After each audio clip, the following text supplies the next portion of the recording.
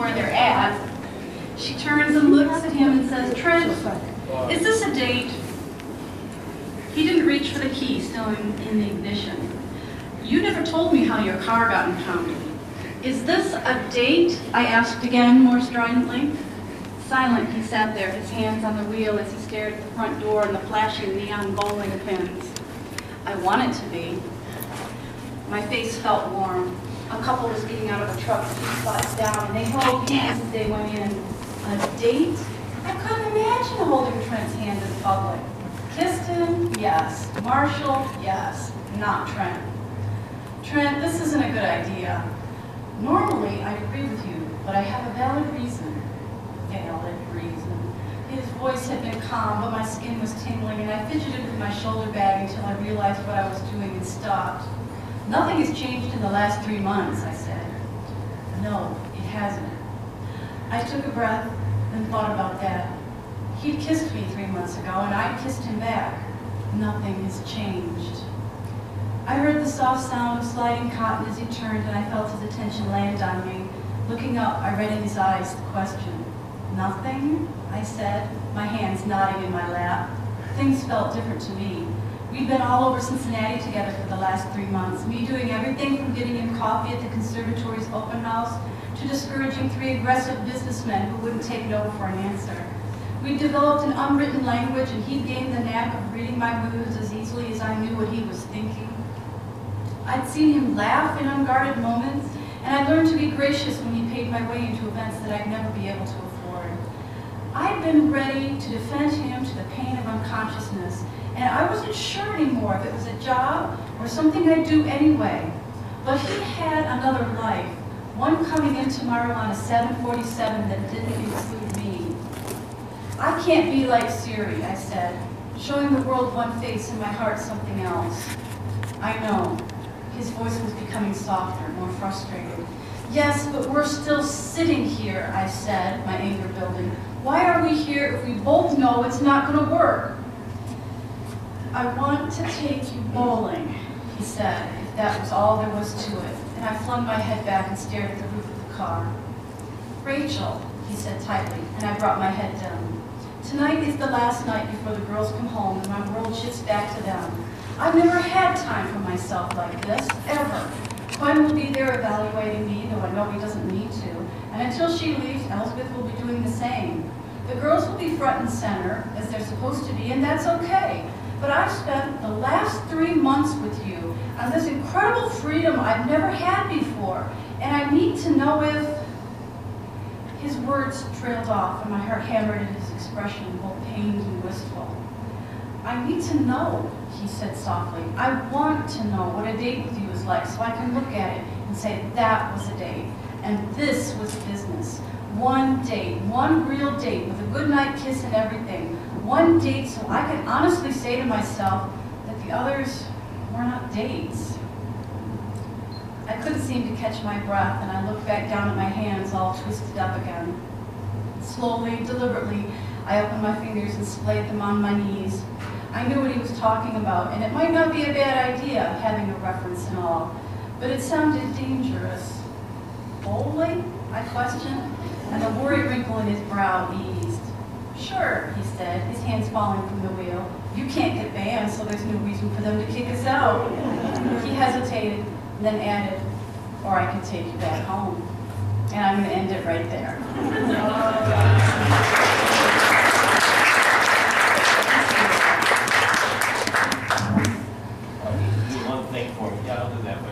One more thing for me. What? One more thing? Yeah, one more thing. This is very important. I'm her husband, by the way. So it's just not some guy. This is Tim, my husband, and he's breaking our usual pattern. What's going on? Yeah. You need to do that happy author I need number to do one the happy thing. author dance, the happy I beat Nora Roberts dance. Yeah. It wasn't Nora Roberts. Close enough. J.D. Robb. Okay, I beat J.D. Robb. That's even better. Yes. Yeah, that's the same person. I beat 2 and 1. Well, it is 2 in your case. Okay, yes. See, that's 2 on 1 you beat. I beat 2 on 1. Ooh, 1 time. much. Two down. I'm gonna watch myself. Okay. All right. First question. Oh, but you still need to open my water. Oh, yeah, I'm sorry. Okay. In the red, yes. I have two quick questions, actually. Is this your first time in Boston? No, I have been here before. Okay. And the other thing is, whereabouts in Michigan do you live in? Whereabouts? Oh, we're in Michigan. I live just outside of Ann Arbor, Okay. which is west of Detroit, about an hour. I live in a very small town. Love it. Grew up near there. Way in the back. Yes. Yes. Yes. You. Yes. I'm just trying to. I really don't understand maybe what we call as you were from science, right? Huh? And then now you write. Mhm. And how was that journey? Like, did you always know that you wanted to be a writer when you were younger since you loved books so much? Or was that just something that just came about and you had a story in your mind and you're like, I'm going to put this down? Okay. How does somebody who goes to school for a technical degree in science, Yeah. majoring in biology, minoring in art, managed to get a job writing books? Well, thank you very much. We think so too. This was not my idea. It really was not. No, it was not my intentional idea.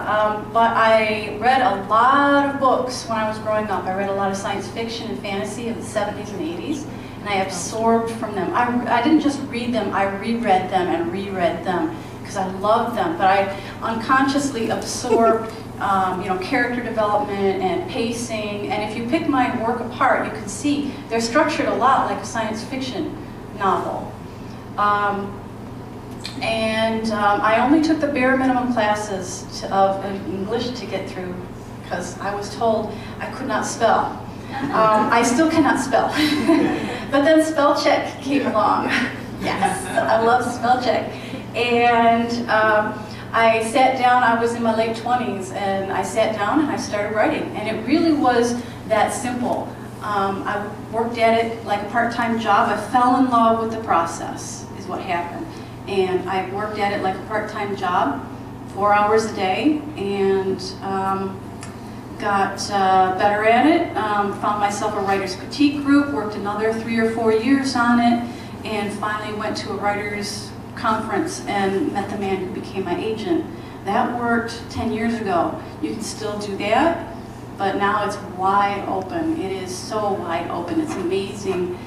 I don't want to say how easy it is to get published because it's still darn hard no matter what route you take, but that's how. Probably more than you wanted to know. Sure. Yeah, I had a question from my daughter, Jennifer. She wanted to know about Trent. Is he the same way you originally envisioned him, or did he grow as That's a one? great question. Was Trent, the Trent we see now, is that the Trent that I had envisioned? No. Well, to be honest, when in Dead Witch Walking, when we first meet Trent, and he has Rachel trapped in his office, and she watches him relax and become himself and be himself around her. That's when my writer mind said, you know what, I know you want this guy to be the bad guy, but look at what just happened. And I said, no, I am not doing this. Trent is my bad guy. I do not want a sexy, good-looking, powerful man to be the hero. I did not want that. That's why we have Nick. I wanted that, the downtrodden guy. As you can see, it didn't work. But these little things kept going back and forth all the way through. And about Pale Demon, when Trent took his shirt off in the back of the car, and I said, all right, stop it. Just look what you're doing here. And I realized that the reason why Rachel had been kind of not working out with all the other men and women in her life is because Trent really was the best match for her. He is the one who has always challenged her. He is the one who has made her view of the world change. And that is important. He made her grow and into a bigger, better person. And so from that point, I said, all right, I got a lot of repair work to do. And it wasn't that hard to kind of twist him and turn him around back into the good guy. And I think Trent appreciates it. I know Rachel does. I know I do. Yes. Do you foresee between now and the next book any shorts coming out, short stories, you know? Okay, question was, any more short stories between now and the last book? Probably not. I don't want to rule it out, but I tend to use the short stories as a way to work with individual characters and develop them in my mind a little bit better in order to, before I kind of work them back into the main storyline. And I'm done with that last book. I mean, it is, I've got like page proofs left, which is just basically nitpicky stuff. And so the story is pretty much over for me. You know, I'm still excited about it and I'm still talking about it. I'm writing what comes after the Hollows, but so there will probably not be any more shorts for a while. Yeah. I guess on that subject of you being finishing up, is there anything in store for Rachel after the last book, or is it pretty final? Is there anything in store for Rachel after the last book, or is it pretty final? The last story is pretty final. Now, I like to end things so that it's happy and we're all content, but yet there's still, you can imagine the characters continuing on with their lives. You know, they have everything they need right there. So that's kind of how I'm ending it. I'm a romantic at heart, but I have this awful curl streak. You may have seen it before. So I'm aiming for happy endings all around for everybody who survives. That's my science fiction background coming out. Way in the back, yes. Yep, you. Yep. You're known for really developing your characters and making them grow, but do you have any minor characters that you didn't intend to grow as much, but they just kind of grew themselves? Did I have any minor characters that grew into more than I intended? Yes. That's kind of hard to say. I usually only plot out the book that I'm working on and leave the rest kind of vague until I actually get there. So I never really know, who's going to be important or not. I know that Siri was, or Kiri, I mispronounce it. It's actually pronounced Kiri with a hard K. But for Siri, she was an unexpected character that I did not intend at all, and she kind of developed a little bit. Kiston was actually a character I had no clue, and you saw how he developed.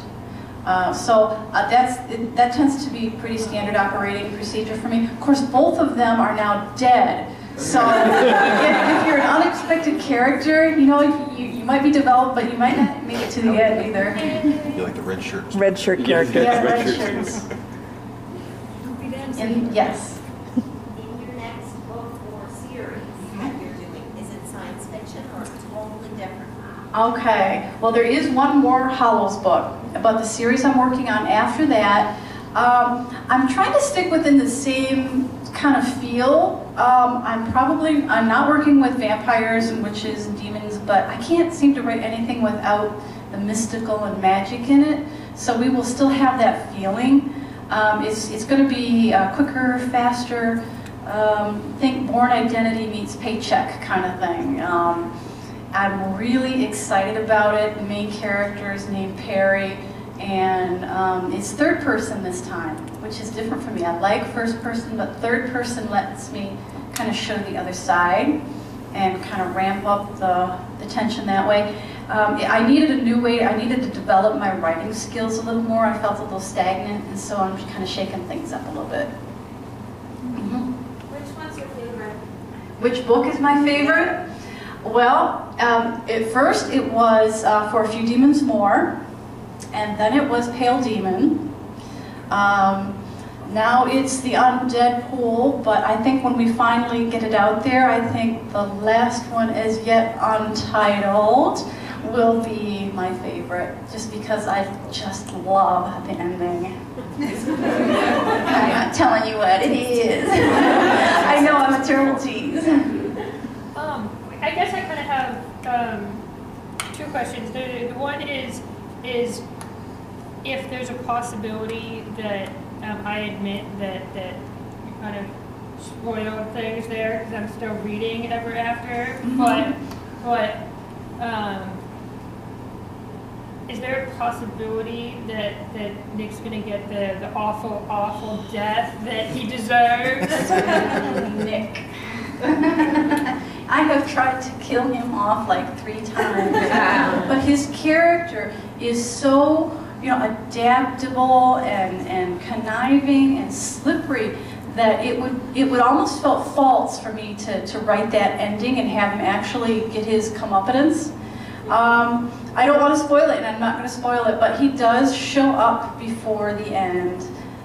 You're on Ever After. Yeah, he shows up before the ending end. Yes, yeah. I don't like Nick. 2 questions if I could. Sure. Are we going to have to wait another year for the last book? What's your second question? I can't answer that right now. I am under orders not to answer that, which is kind of an answer in itself. Are you going to do anything else with the Pet Shop Boys?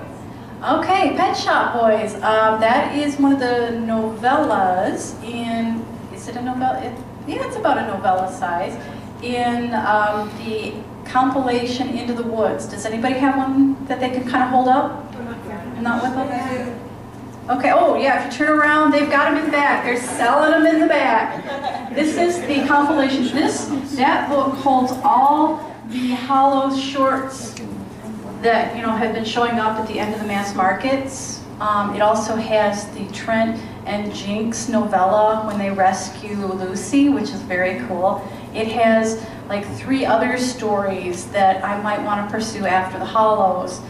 Turns out I'm doing something completely different, but they're still kind of cool stories on their own.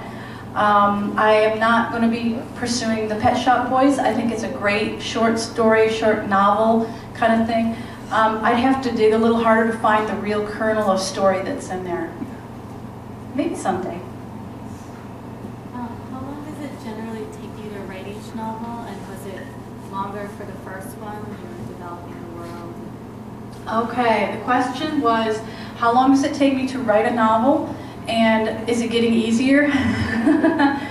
It takes me about 3 to 4 months to write a really ugly, full of holes first draft. And believe me, it is ugly. It has things like, okay, on this chapter I'll say, you know what, we got to go back and have Ivy in this chapter. And then I will just keep going on and writing as if Ivy was in that chapter. So when I do my first rewrite, there's a lot there. So I'll spend 3 to 4 months on the rough draft, about 2 months on another run through. I might spend a couple weeks doing even a 3rd one before I give it to my editor. And then I will do a complete rewrite for her, and possibly another one if I have a lot to do, but usually we can tweak everything in the copy edit stage. So the whole thing takes me about a year from start to finish, but I'm also working on other things in there. So I've always got like 2 things going at once, and that works for me.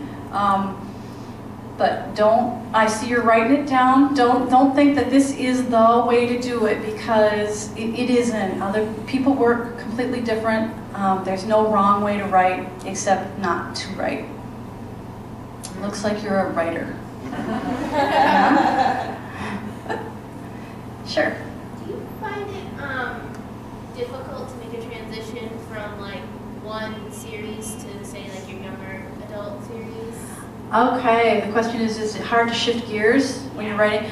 It kind of is. It usually takes me a couple days to go, if I'm writing, real hard and steady in one series and then have to switch, especially if I'm switching complete series. If it's in the same series, it's not so bad, but if I have to go from like the Hollows to the young adult or something, yeah, it takes me about a week to really get going again.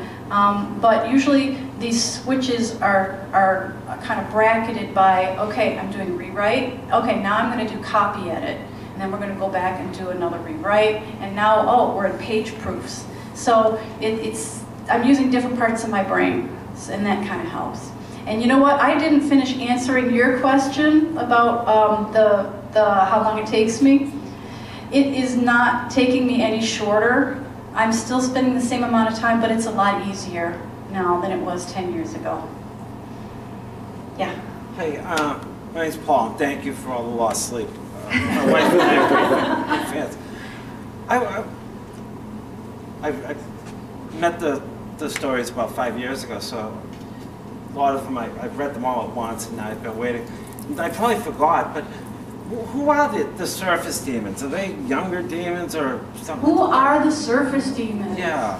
Are they kid demons? Yeah, you haven't read this one yet? I did. You did read this one? Okay, Yes. It's in the next one. Last week, they mentioned it. It's in the next one. I'm not going to give you any clues. It's in the next one. All right, I'll look back. Yeah, that's exactly one of the reasons why I decided to take my floater book in the contract and use it for the hollows, is because we did have a few things like the surface demons that I wanted to touch on. So, no spoilers. All right. Okay, wait. Oh, there's two of you there. Who's asking me that? Okay, your hand. There. Yep. In the fib hat. Thank you, by the way. Thanks, John. You're welcome. More so of a comment, just with your science fiction background, really liking it. Al is my favorite character by far in the books, and I see the progression of him almost like a Darth Vader. He starts off, he's dragging Rachel down the street, not giving a crap what's going on around him. And then he becomes a little more caring, and then he's going out of the way for her. I just really like the character development, and just wanted to comment on it. And then I also wanted to ask, if I come up there with my iPod and play some Rob Zombie, will you demonstrate the vampire line dance? Oh, no. I have no line dance. Thank you.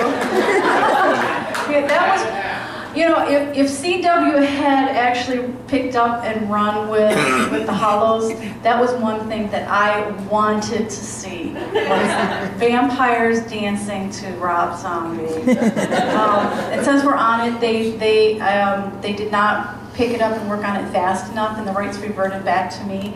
I swore that if I was going to give up my rights and they were going to sit in a drawer, they were going to sit in my drawer. So as soon as it became clear that they were not going to develop them right away, I got the rights back. So that's where we're sitting with them. And no, I'm not going to demonstrate like it. Shoot. Now I know My somebody up here had a camera question.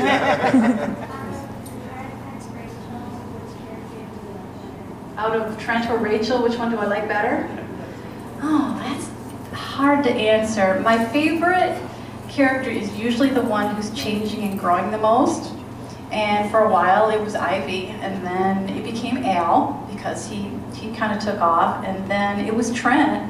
But Rachel has also had this wonderful growth from book to book to book. And now that we're getting to the last two, she's making these grown-up decisions. And I'm like standing at the sideline like a proud mom, just saying, "Go, Rachel, you're doing good." So that's really a hard question. Between the two of them at this point, I think I'm going to stick with Rachel. She's my girl. Yes? Just a quick question to build on some of the other ones about the ever after, the mystics, and your scientific background. I mean, if we extrapolate out... Now, we're not going to have any spoilers here, No right? spoilers. Okay. But I'm just wondering, are you keeping that trajectory of the scientific logic of your world through the mystics and the elves, and also one of our favorite female demons? You're talking about the last book? Well, is it going to be as logical as it has been so far in terms of how you're using science? I hope so. The question is, am I going to be continuing my tendency to be using scientific backgrounds to explain the magic and the mystery and the different species and so forth? Yeah, that seems to be one of my writing traits, is that I like to get my science background in there. If it makes sense to me, I understand it more, and that's a lot of fun for me to develop those mythologies around loosely based science. And we're doing good on time? Yeah, we're doing good. We're doing good. Way in the back. Yep, you. I just got a question. My girlfriend texted me, she couldn't hear. She wants to know, how did Jonathan save Trent? How did Jonathan save Trent? Is that the question? Yes. When he was a little boy, I'm assuming? Yeah. You know what? I never really went into that. I wanted to leave that as a black box of mystery, because the things that we can imagine our own self that aren't really laid down in front of us are always more horrifying than what really might have happened. So I have not, and I probably will not ever come out and say how Jonathan saved Trent and Trent's siblings did not survive. But that's a neat question, I like it. Okay, a couple more questions? Sure. I have a question building on the question about Trent and Al. Was Al another where you mentioned to being really a bad guy, and then you developed into being more relatable? Or? Okay, the question is, did I mean for Al to, did I intentionally kind of have patterned him like the same way I did with Trent? That he was a bad guy and then he became good? I didn't mean to, but the problem with Rachel fighting these bad guys is that she either has to put them in the ground, put them in jail, or start to understand them. And I didn't want to get rid of Al. And you know, we saw Biscari, he went to jail. I mean, and well, actually he went to jail and then he died. So, you know, I got him twice. But Al, he was too interesting to me, and so Rachel had to start to understand him. And when she did, he became less scary and less frightening, and so he kind of evolved and became softer. Now, have you read it yet? Not yet. Okay, because he is still growing, and he surprised me in the Undead Pool. I had no idea that the demons were still so angry at the elves. And it makes sense because the war that happened, you know, the elves, they've had generation and generation and generation, and so the atrocities and the fighting and the anger were, you know, they're way back in the past. They're not, you know, present right there. But the demons that are still alive today are the ones that fought the battles, that were betrayed, that suffered the indignities, and it is still raw. It is raw, and so it's not surprising what happens when you know the books kind of keeps going. We have one more. One more question? There we go. Wait, so are you trying to say that more or less, because I sort of, I guess, maybe got a little bit of this from the parts that I'm reading in Ever After right now, that the demons are maybe, that Rachel is kind of in the middle in a way, because she's a female demon basically, but she's working with demons on the one side and then she's working with elves on the other side. Yes, you're right. Rachel is right in the middle. She is a witch-born demon. She is a demon. Even though she's been born a witch, she is a demon. And she is in the unique position to have the demons belong to the demons, and yet she doesn't have that emotional baggage that all the demons have. And she's able to work and try to reconcile and start to mend this huge rift that exists. And the reconciliation is a theme that tends to run through my books. We've got Madalena, and then we've got Jinx and Belle, and then we have the demons and the elves we need to work on. And so, yeah, that's a big part of what I like to write about. Well, thank you very much, everybody.